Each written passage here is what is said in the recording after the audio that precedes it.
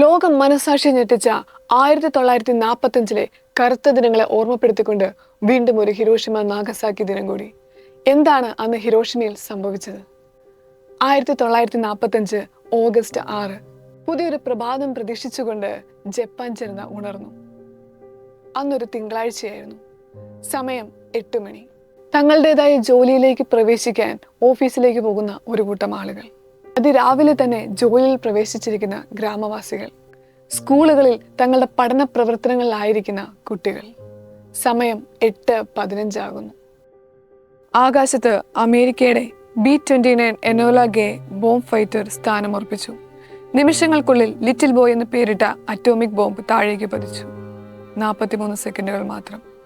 ഹിരോഷിമയിൽ നിന്ന് 600 മീറ്റർ മുകളിൽ നിന്ന് ലിറ്റിൽ ബോയ് പൊട്ടിത്തെറിച്ചു. 1000 സൂര്യന്മാർ ഒന്നിച്ച് പൊട്ടിച്ചിതറിയതുപോലെ. പർവ്വത സമാനമായി ഉയർന്ന പുക കൂണാകൃതിയിൽ 4000 അടി ഉയരത്തിൽ വരെ ഉയർന്നു പൊങ്ങി. ഒന്നും തന്നെ അവശേഷിച്ചില്ല. The city was completely vanished. തങ്ങൾക്ക് എന്താണ് സംഭവിക്കുന്നതെന്ന് തിരിച്ചറിയുന്നതിന് മുമ്പ് തന്നെ 80,000-ലും അധികം ആളുകൾ ചുട്ടുചാമ്പലായി.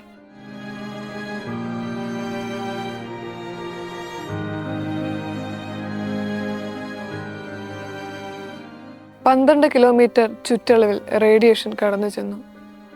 അന്ന് മരണപ്പെടാത്തവർ ക്യാൻസർ പോലുള്ള മഹാരോഗങ്ങൾക്ക് കീഴ്പ്പെട്ടു. അടുത്ത ദിവസങ്ങളിലായി മരണസംഖ്യ 1,40,000 കടന്നു. Of the basic power of the universe. The force from which the sun draws its power has been loosed against those who brought war to the far east. അവിടെയും അവസാനിക്കുന്നില്ല അമേരിക്കയുടെ പക. ഏകദേശം 3 ദിവസങ്ങൾക്ക് ശേഷം ഓഗസ്റ്റ് 9 നാഗസാക്കി ലക്ഷ്യമാക്കി അമേരിക്കൻ വിമാനം പറന്നുയർന്നു. ഹിരോഷിമയ്ക്ക് വേണ്ടി കരുതി വെച്ചത് ലിറ്റിൽ ബോയ് ആണെങ്കിൽ നാഗസാക്കിക്ക് വേണ്ടി ഫാറ്റ്മാൻ. 1500 മീറ്റർ ഉയരത്തിൽ നിന്ന് ഫാറ്റ്മാൻ പൊട്ടിത്തെറിക്കുന്നു. 50,000-ലധികം ആളുകൾ ആ നിമിഷം തന്നെ ചാമ്പലായി.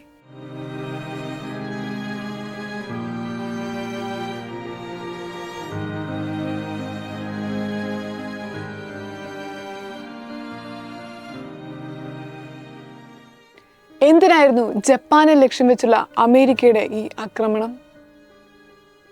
ഹിരോഷിമ നാഗസാക്കി നഗരങ്ങളുടെ വിധി മാറ്റിയെഴുതപ്പെട്ടത് 2ാം ലോകമഹായുദ്ധ കാലഘട്ടത്തിലാണ്. യുദ്ധത്തിൽ ഒരിക്കലും പങ്കെടുക്കരുത് എന്നുറച്ച് തീരുമാനിച്ച അമേരിക്കയിലെ പോൾ ഹാർബർ ജപ്പാൻ ആക്രമിക്കുന്നു. ജപ്പാനെ അടിയറവ് പറയിപ്പിക്കാനുള്ള അമേരിക്കയുടെ അവസാന മാർഗമായിരുന്നു ആണവായുധ പ്രയോഗം. അതോടുകൂടി 2ാം ലോകമഹായുദ്ധം അവസാനിച്ചു. പക്ഷേ മാനവരാശി ഇനി ഒരിക്കലും സംഭവിക്കരുതെന്ന് ആഗ്രഹിക്കുന്ന ഹിരോഷിമ നാഗസാക്കി ദുരിതം ഇന്നും ചരിത്രത്തിലെ ഒരു ചോദ്യചിഹ്നമായി തുടരുന്നു. 2 ലോകയുദ്ധങ്ങളും മാനവരാശിക്ക് വരുത്തിയ ദുരന്തങ്ങൾ എണ്ണിയാൽ ഒതുങ്ങാത്തതാണ്. മനുഷ്യജീവന്റെ വിലയെ ഓർമ്മപ്പെടുത്തിക്കൊണ്ട് മറ്റൊരു ഹിരോഷിമ നാഗസാക്കി ദിനം കൂടി കടന്നു വരുമ്പോൾ മനുഷ്യജീവന്റെ വിലയെ മനസ്സിലാക്കേണ്ടവരായി മാറണം നമ്മൾ. ജീവന്റെ വില തിരിച്ചറിയാൻ മലയാളിയോളം മികച്ചൊരു ഉദാഹരണമില്ല എന്ന് വീണ്ടും തെളിഞ്ഞിരിക്കുകയാണ് ഈ വയനാട് ദുരന്തത്തിലും. ഹിന്ദുവെന്നോ ക്രിസ്ത്യനെന്നോ മുസൽമാനെന്നോ അല്ല അവർ നോക്കിയത്. പ്രകൃതി ശോഭിച്ചുണ്ടായ ഒരു മലവെള്ളപ്പാച്ചിൽ ഒരു നാടാകെ തുടച്ചു നീങ്ങപ്പെട്ടപ്പോഴും മണ്ണിനടിയിൽ അവശേഷിച്ച ആ മനുഷ്യരുടെ ഹൃദയത്തിന്റെ ജീവത്തുടിപ്പുകൾ തേടിയാണ് അവർ എത്തിയത്. കർണാടകയിലെ അർജുൻ എന്ന ട്രൈബന്റെ ഒറ്റ ജീവന് വേണ്ടി മലയാളി സമൂഹം ഒന്നാകെ ശബ്ദമുയർത്തിയപ്പോഴും അവിടെയും മലയാളി വേറിട്ട് നിന്നു. മനുഷ്യൻ മനുഷ്യനെ തിരിച്ചറിയുന്ന നിമിഷം, ജീവൻ ജീവന്റെ വില മനസ്സിലാക്കുന്ന സമയം. അതിലും മികച്ചൊരു ഹിരോഷിമ ദിന സന്ദേശം മറ്റെന്താണ്?